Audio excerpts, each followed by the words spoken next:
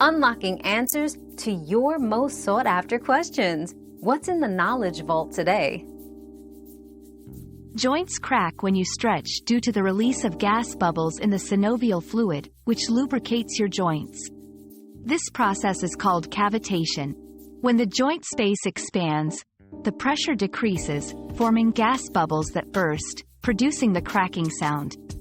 While usually harmless, if accompanied by pain or swelling, it's advisable to consult a healthcare provider to rule out any underlying issues.